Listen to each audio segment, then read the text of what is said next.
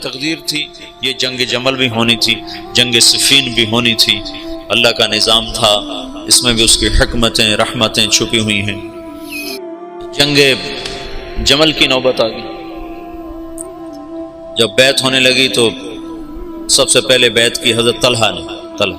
ان کا یہ ہاتھ بیکار ہو گیا تھا احد کی لڑائی میں نا، تلوار وہ تیروں کو سہتے سہتے، جو اللہ کے نبی پر تیر آتا تو آگے ہاتھ کر دیتے تھے، تو سارا ہاتھ ختم ہو گیا تھا، وہ الٹے ہاتھ سے لڑتے تھے۔ اس کے بعد تو انہوں نے جب بیعت کی نا تو ایک آدمی نے کہا اوہو یہ بیعت تو ٹھیک نہ ہوگی، وہ بیکار ہاتھ سے کی نا، تو انہوں نے فال لی اس سے۔ اللہ کے نبی بھی فال لیتے تھے، کَإِنَّ هَذِهِ الْبَيْعَةَ لَا تَتِمُّ، یہ کام سرے نہیں چڑھے گا۔ 4 سال دکھ سہتے سہتے آخر شہید ہو، اتنے دکھی ہو گئے تھے آخری دنوں میں حضرت علی کہ اپنی یوں داڑھی پکڑ کے کہتے تو کب رنگین ہو، تو کب رنگین ہو، کیونکہ اللہ کے نبی نے کہا تھا علی تو اس وقت تک نہیں مر سکتا جب تک تیری داڑھی تیرے خون سے رنگین نہ ہو جائے، تیرے سر کے خون سے رنگین نہ ہو جائے۔ اور صالح علیہ السلام کی اونٹنی کا قاتل اشقا تھا، میری امت کا اشقا وہ ہوگا جو تجھے قتل کرے گا۔ تو پھر ایسے داڑھی کو پکڑ کر کہتے تو کب رنگین ہو، پھر کہتے وہ اشقا کدھر ہے، وہ اشقا کدھر ہے، وہ آتا کیوں نہیں، وہ کدھر ہے۔ اتنے دکھی ہو گئے تھے، بے وفائی، لوگوں کی جفا۔ حضرت معاویہ رضی اللہ عنہ کو شام کا ٹکڑا ملا جو بڑے سلیقے والے، بڑے طریقے والے، بڑے وفادار، اور حضرت علی رضی اللہ عنہ کو کا امتحان بڑا تھا، بڑوں کے امتحان بھی بڑے، ان کو عراق ملا جہاں کے لوگ منافقانہ عادات اور ہر جتنے بھی عیب، اس لیے تو حجاج اللہ نے ان پہ مسلط کیا، عراق والوں پہ بھرے ہوئے، بے وفائیوں سے بھرے ہوئے۔ تو اس کا آخری نتیجہ حضرت علی کی شہادت پہ نکلا۔ جنگ جمل ہوئی جس میں حضرت طلحہ جیسے، حضرت زبیر جیسے شہید کر دیے۔ جب آپس میں ٹکرائے نا صلح ہو گئی، لیکن جو لوگ عبداللہ بن سبا کے ساتھی تھے، میں تمہیں تفصیل تو نہیں بتا رہا، اسے اشارے کر رہا ہوں، تبلیغ کا تھوڑا سا پس منظر بتانا چاہتا، دعوت کی تاریخ بتانا چاہتا۔ جب صلح ہو گئی تو رات کو انہوں نے طے کیا کہ آدھے ادھر حملہ کر دو، آدھے ادھر حملہ کر دو، جو بیچ میں فسادی تھی۔ تو تہجد کے وقت آدھے لوگوں نے حضرت علی پہ حملہ کر دیا، آدھوں نے حضرت زبیر، حضرت عائشہ کے لشکر پہ حملہ کر دیا، اور دونوں طرف شور مچا دیا۔ علی نے حملہ کر دیا، انہوں نے کہا زبیر نے حملہ کر دیا۔ تو علی کہنے لگے او ہو آئے ہائے۔ حضرت حسن جب نکلنے لگے نا اس کے لیے، عراق کے لیے، تو حضرت حسن نے کہا بابا مت نکلو ورنہ تمہاری جنگ ہو جائے گی۔ کہا میرے ہوتے ہوئے کیسے ہوگی؟ کہا ہو جائے گی دیکھ لینا، نہ جا، مدینہ نہ چھوڑ، مدینہ نہ چھوڑ۔ تقدیر غالب آئی۔ جب جنگ ہو گئی تو پھر حضرت حسن سے کہا بیٹا کاش میں تیری بات مان لیتا، اور ہے کاش میں آج سے 20 سال پہلے مر گیا ہوتا اور یہ دن میں نہ دیکھتا۔ چھوڑ گئی جنگ۔ پھر جب تلواریں چنگاریاں برسانے لگیں تو حضرت علی نے زور سے آواز لگائی این زبیر بن العوام۔ زبیر نے کہا میں ہوں، کہ میرے سامنے آ۔ اللہ اکبر، 10 مبشرہ آمنے سامنے۔ تو کہا تمہیں وہ دن یاد ہے جب تو اور میں مسجد میں اکٹھے آئے تھے، ہاتھوں میں ہاتھ دیے پکڑے ہوئے لیے ہوئے تھے، اور اللہ کے نبی نے تم سے پوچھا تھا تمہیں علی سے محبت ہے؟ تو تم نے کہا تھا ہے۔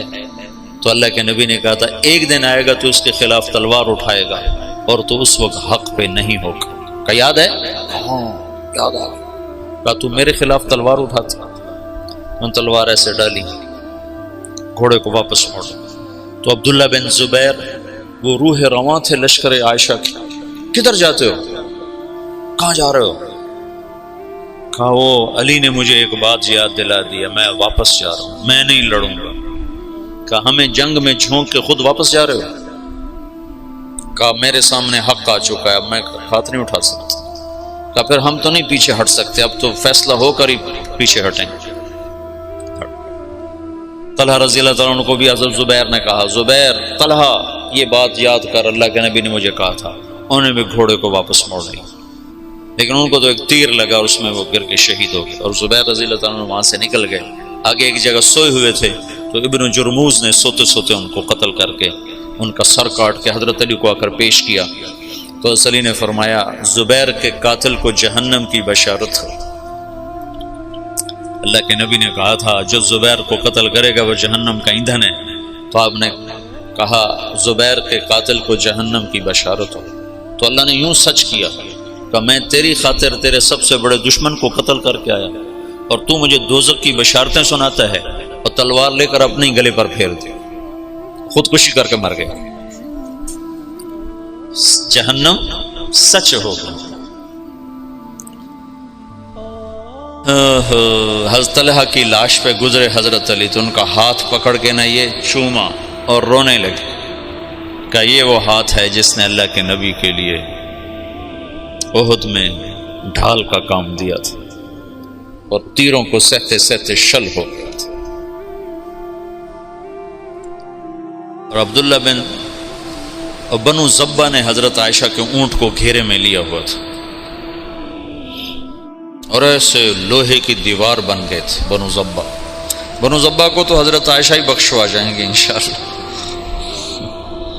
کہتے ہیں الموت احلی عندنا من العسل نحن بنو زبۃ اصحاب الجمل نحن بنو الموت اذ الموت نزلی ننعبنا عفان باطراف الاسل ردوا علینا شیخنا ثم بجلی۔ یہ رجز پڑھ رہے تھے اور جان کی بازی لگا رہے تھے۔ ایک دفعہ ایک شخص ملنے آیا حضرت عائشہ رضی اللہ تعالیٰ عنہ سے،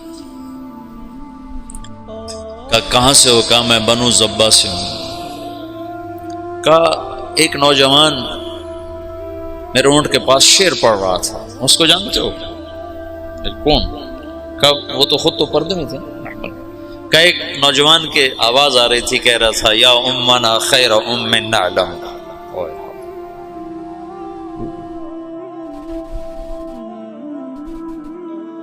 یا امنا خیر ام نعلم اما ترین کم شباب یکلم وتفتلی حامته والمعصم۔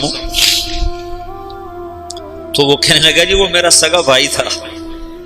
تو عائشہ روتے روتے روتے ساری چادر آنسوں سے تر کرتا۔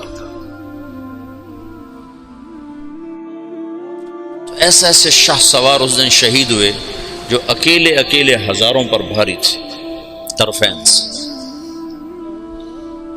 پھر آخر میں عبداللہ بن زبیر رضی اللہ تعالیٰ عنہ نے حضرت عائشہ کے اونٹ کو پکڑا، پھر آخر تک وہ جمے، ورنہ جو آتا تھا وہ قتل ہو جاتا، یا وہ قتل ہو جاتا یا قاتل یا حملہ آور قتل ہو جاتا تھا۔ ایک دو بڑے شاہ سوار آمنے سامنے آئے، دونوں ایک ایک ہزار پر بھاری تھے، ایک ادھر ایک کے ہاتھ میں حضرت عائشہ کا اونٹ، دوسرا حضرت علی کی طرف سے، دونوں ایک دوسرے کے وار سے ایک وقت میں ختم ہو کے گر گئے۔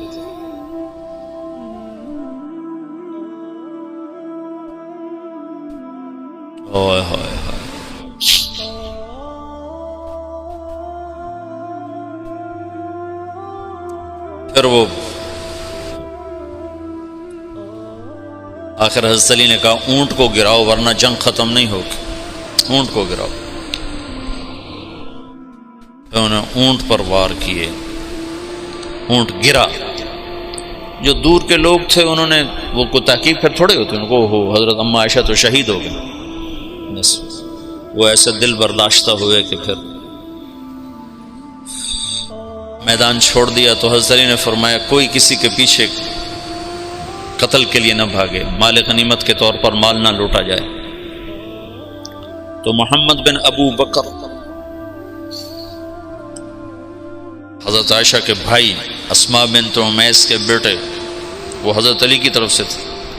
تو جب اونٹ گرا تو وہ بھاگ کر آئے، انہوں نے جلدی سے اندر ہاتھ ڈالا۔ تو بہن ہے کہ پتہ کرنے کے لیے کہ خیریت تو ہے۔ اما عائشہ کو تو نہیں پتا کہ یہ ہاتھ کون کس کا ہے، محرم ہے غیر محرم ہے، کون ہے حرم رسول کی طرف ہاتھ بڑھانے والا، اللہ اسے آگ میں جلا دے۔ وہ میں تیرا بھائی ہوں محمد کا، ہو گیا جب مصر